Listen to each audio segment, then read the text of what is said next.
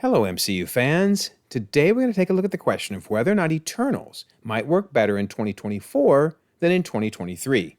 Now, I think I'm one of the few people on the planet, other than the Disney Plus timeline, that had it in 2024. And of course, that's because pretty much everything in the movie screams 2023. But we do know now that while the Marvel Cinematic Universe official timeline book won't be out for another month, Amazon.com released the index. And if you look really closely at the index, you can pretty much figure out the entire timeline. So it definitely looks like Eternals is going to be solidly in 2024. So why on earth is it placed there? Well, I'm going to try my best. I'm going to try my best. I can't promise anything. I'm certainly going to try to explain this. So let's dive right in and see what we can find out. All right, so I do have a contest running throughout the month of September. All you have to do to enter is be a subscriber, leave a comment. The winner will be announced in early October and can choose from one of these three books. Best of luck. All right, so I did a much longer video on breaking down this entire index, but we're going to focus specifically on the movies around Eternals. So we have Falcon and the Winter Soldier. That's why I picked on Sharon Carter there on pages 251 and 253, and notice that is in 2024, which we knew. Then we have Ao's appearance in Falcon and the Winter Soldier when she shows up and the Dora Milaje show up. Then we have in Wakanda Forever the flashback to a year earlier, May of 2024, when T'Challa dies. Then we have Far From Home, which we can see by Mysterio, going all the way up to page 267. And of course, Far From Home was set in June and July of 2024. And then looky there, there's Ajak on pages 268 and 271. And then we jump to Ned Leeds and his appearance in No Way Home. And No Way Home is probably early November, because if you remember, there was a coffee shop that still had up the Halloween decorations, and the manager was like, get those down, they should come down by now. So basically that puts Eternals somewhere in between July of 2024 and November of 2024. So basically fall of 2024. Wild. Okay, let's see if we can explain this, right? Let's look at this, too. I may have to apologize to Nate Moore. Oh, my goodness. Turns out one of his stranger quotes may actually be accurate. For comicbook.com, in October 11th of 2021, so before the movie was released, he said, it could be concurrent to Spider-Man Far From Home. Oh, my goodness. That's actually where it is placed in the timeline book. Nate Moore may actually be correct. Although I want to point out, he did say it could be. He doesn't sound very convinced. Then he goes on to say, again, they sort of operate on a different system, although Far From Home does take place in London, ironically. So I guess he's tying the fact they're both in London. So it's sort of an undefined time. I don't think it's years have not passed. I will say that. Oy. I mean, obviously he doesn't sound very sure of himself, right? So a lot of people discounted this, and I can understand why. But again, when it showed up on the Disney Plus timeline, right where Nate Moore said it would, I guess I trusted it, because I have always felt the Disney Plus timeline, there's no way Feige would let it be so wrong and yet, be so visible. So that was just my opinion, but it turns out, yeah, that's where the index is telling us it is. Okay, well, let's look at all the reasons that it really should be in 2023, it seems, right? So, okay, Dane Whitman at the very beginning is giving a lecture, and he says, the poet's hope and optimism in humanity echoes our recent universal victory, the return of half our population. So he's talking about the return from the 5 years, and notice he says our recent universal victory. So that line seems to imply it was very recent, right?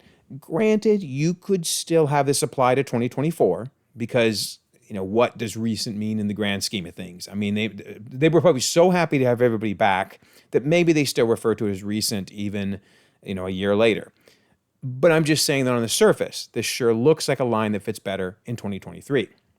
Then there's a news report after the earthquakes at the beginning of the movie, and the reporter says, this morning, an unprecedented global earthquake swept nation states across the world, causing damage and panic. Many have speculated its connection with the blip. So again, that really feels like blip is front and center on people's minds, and they're blaming the blip for the earthquake. Now, I will say that there's certainly Eternals, even if it's in 2023, there's a few weeks must have gone by. I mean, WandaVision is right after Endgame. So probably a few weeks have gone by. And I would argue, why would people think the blip would cause an earthquake several weeks later? I mean, certainly you could argue if half the population came back all at once, so we're talking like 3 billion people, more than 3 billion people, suddenly appeared at once. Okay, I could imagine that creating an earthquake, but why it would take 3 weeks to register, I don't know. So this is just a weird quote to me, period. Why are they blaming this on the blip? But certainly, it would make more sense to blame it on the blip 3 weeks later than a year later. Why on earth are they blaming the blip in fall of 2024, right? So, I don't know.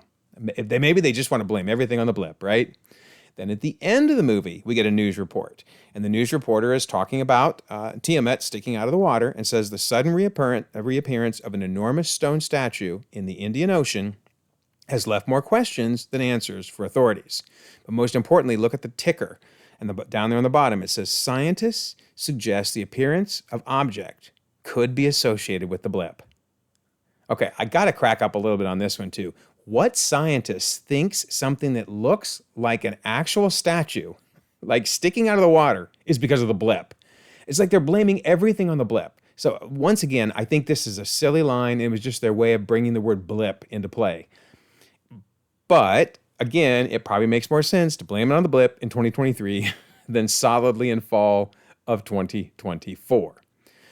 But also, one interesting thing about this is, first of all, once they back the camera up a little bit, from the TV, it tells us it's 2 weeks later. So it is worth noting, people have complained that no one talks about Tiamut. Well, notice, this says U.S. and Australian naval ships are maintaining defensive positions. So I guess you could argue, what more is there to say about this thing? There were some earthquakes, and then this thing pokes its head out of the Indian Ocean, and now the U.S. and Australia, and probably eventually a bunch more people, are checking it out.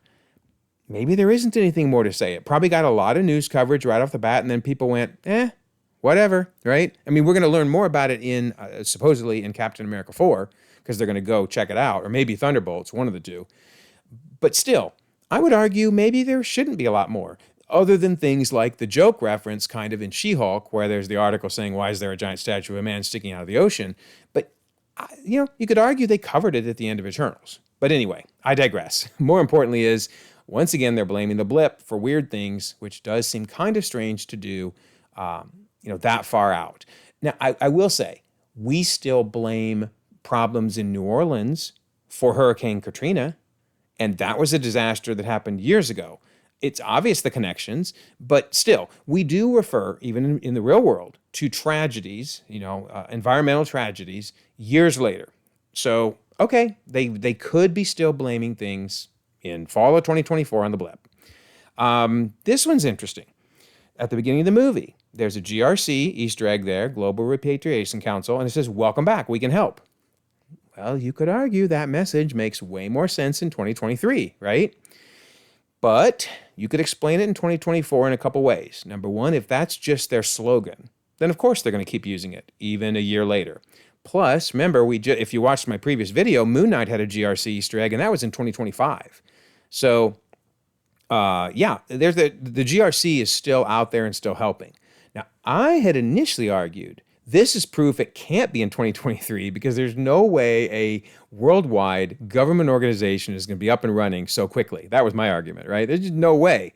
Well, Falcon and the Winter Soldier shot me down on that because, remember, it's 6 months later because it's in April, and here this guy is saying the GRC promised to send more teachers, supplies, and that was 6 months ago. Well, that would mean the GRC was up and running really quickly after everybody came back. Okay. So that Easter egg, the GRC Easter egg there and the welcome back message, that could well have happened in 2023. But I would argue it could fit in 2024 because they would still be saying, hey, we're here, we're still here, call us if we can help. Okay, you could also argue that the fall of 2024 or a November timeframe in 2023 does work with all of this stuff, right? Because everybody's wearing warm clothing and you see a pumpkin there. So decorations around Halloween time, perhaps. So this doesn't really prove either 2023 or 2024. It actually fits pretty well in both. Pretty well. This line is interesting. So Sprite refers to Steve Rogers as Captain Rogers. She says, so now that Captain Rogers and Iron Man are both gone, who do you think is going to lead the Avengers? So in the video about Scott Lang's book, I discussed the fact that it seems that people knew about at least some of the things that happened during the time heist right away. And you would think that they knew of the deaths of Steve Rogers and Iron Man pretty quickly afterwards. So this line could work, that the Eternals would be aware that both of them are gone. And in fact, you could argue that it works well in 2023 because now the question is who's going to lead the Avengers? They want to know, right? And which would be a question that would come right up. You lost the two people who've ever led the Avengers. But I would argue maybe this line lends itself to 2024 because she calls Steve Rogers Captain Rogers. And maybe she's doing that because we have a new Captain America. So this would fit after Falcon and the Winter Soldier in that regard. She would have to say Steve Rogers or Captain Rogers instead of Captain America. Okay, so maybe this line actually helps explain 2024, but it also works in 2023 because she could just be honoring his military rank.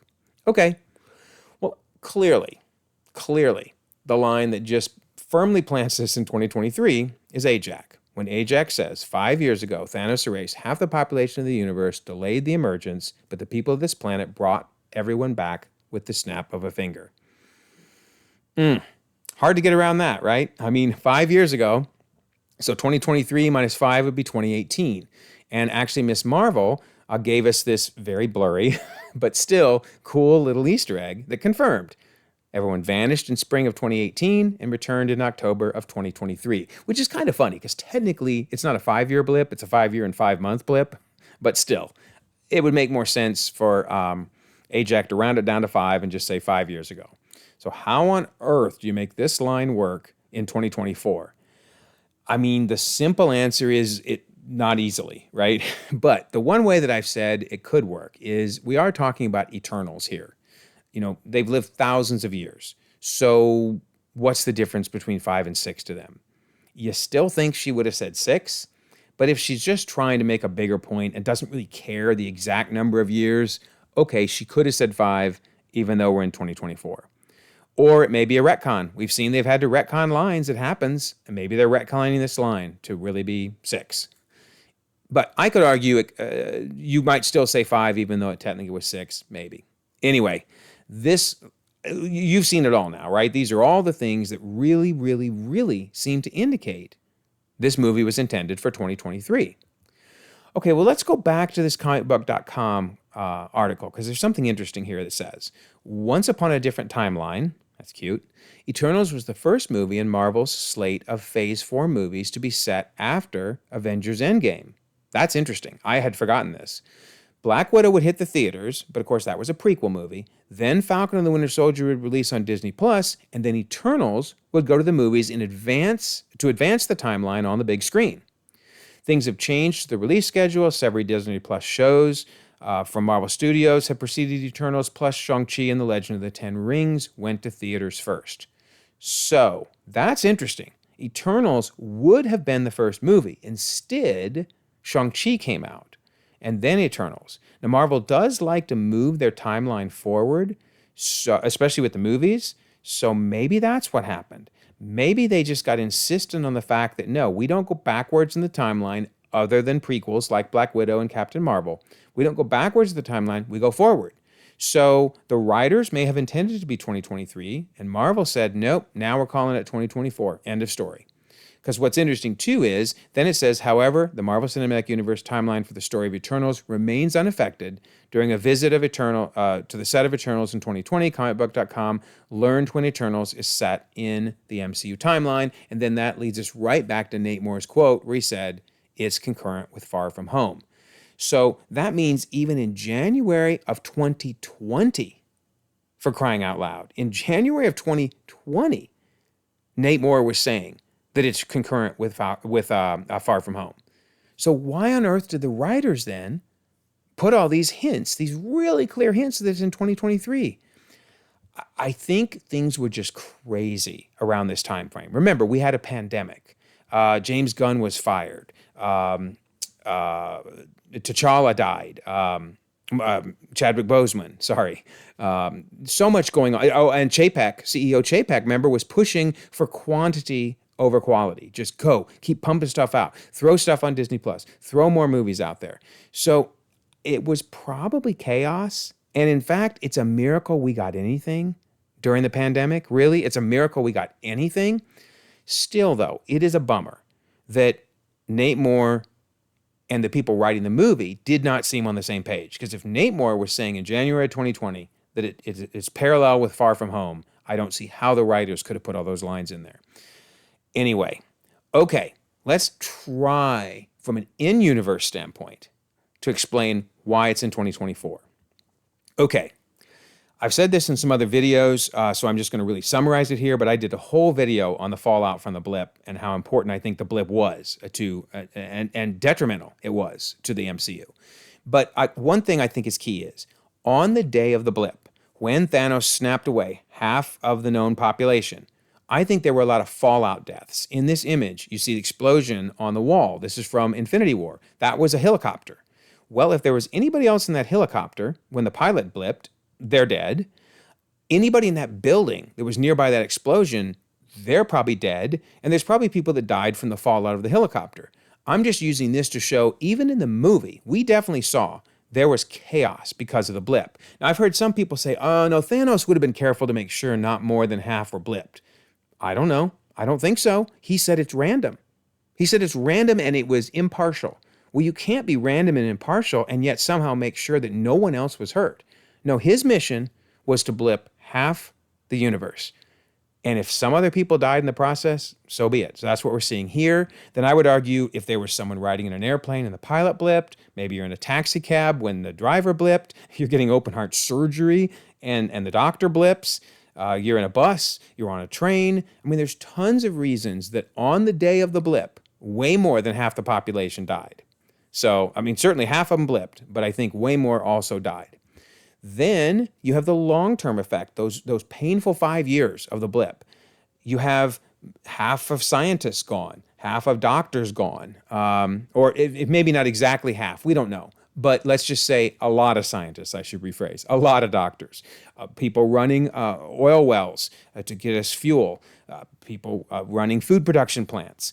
So I'm not saying half of each of these were gone, but certainly with random people just suddenly gone, sometimes in management, sometimes that knew how to run the oil wells, etc., it would have certainly made it difficult to get society back up and running quickly. I bet there were months, maybe years, of trying to get everything back in order to even make it so that the people still around could survive. Because, and the reason I'm so convinced of this is, look at how bad it was after 5 years. So this is in Endgame, right before they brought everybody back. Look at the Statue of Liberty and all those boats just abandoned. Look at all the cars still sitting outside an empty stadium. There was, of course, the support groups where people still weren't over the loss. The posters, where do we go now that they're gone? It was terrible. Things were terrible. And I think this is a great example where Steve Rogers says, you know, I saw a pod of whales. And Natasha says, in the Hudson? And he says, no, there's fewer ships. There were so few ships going in and out of New York, which is like huge for ships going in and out. There were so few ships, there were whales in the Hudson.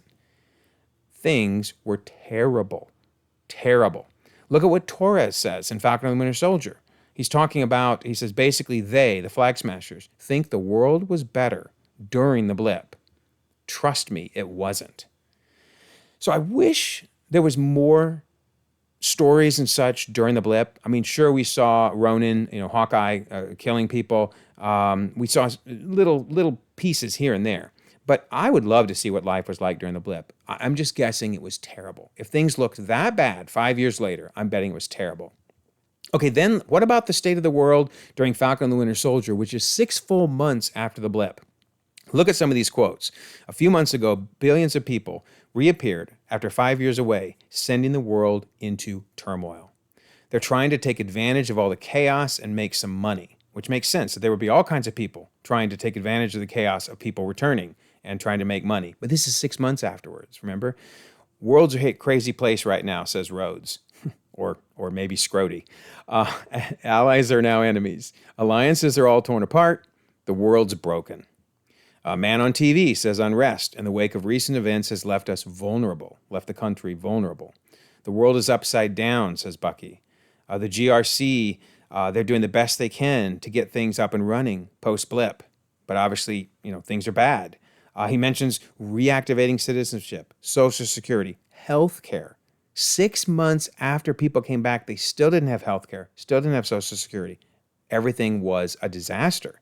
And then they're talking about moving upwards of 20 million refugees back to their countries of origin. That's major, which they're talking then again about settlements from 5 years ago that still have not been addressed.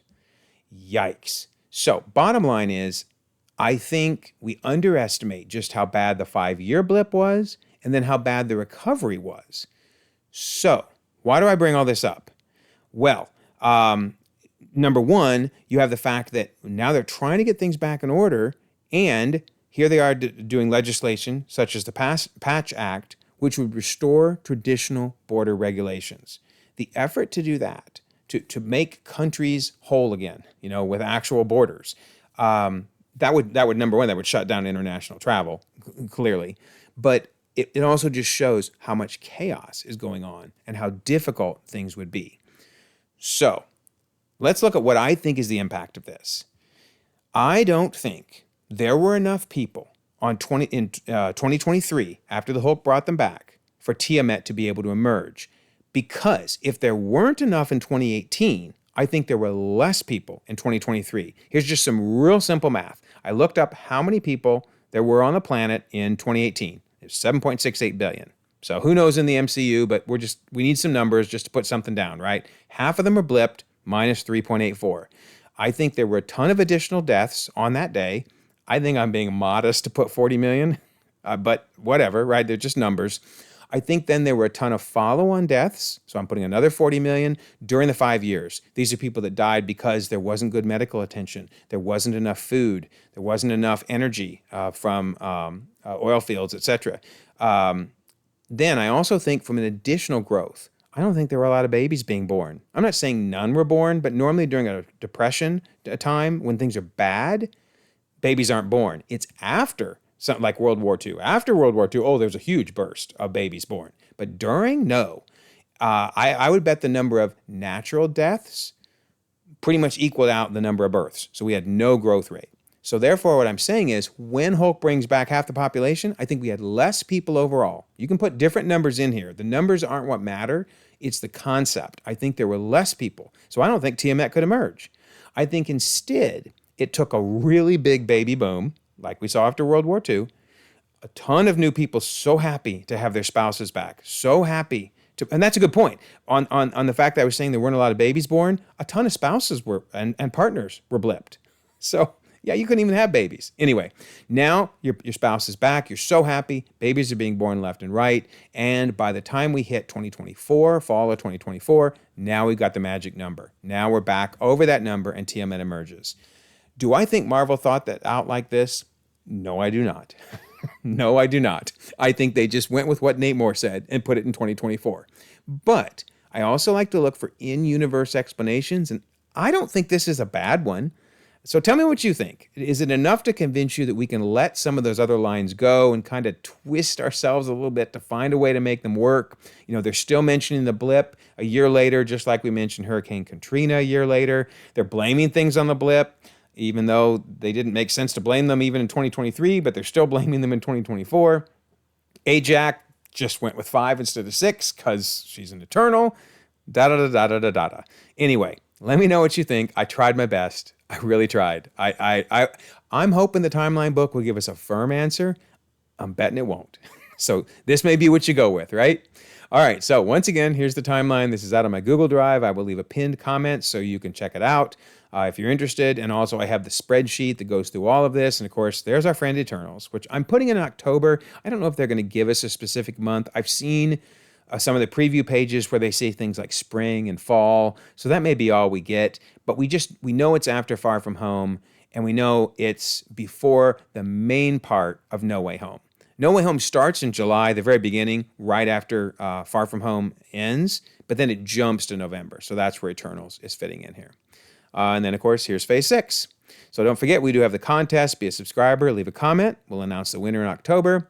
And of course, we have the Discord. Love to have you come out and talk all about the timeline. There you go. We had all kinds of chats constantly about it and everything else. You know, my favorite part is the timeline, but there's so many other things going on. So I will leave a pinned comment with an invitation to the Discord server. Also, if you don't mind, like this video, subscribe if you haven't already. You can check out more content, and we'll all continue to enjoy the ever-growing, ever-changing Marvel Cinematic Universe.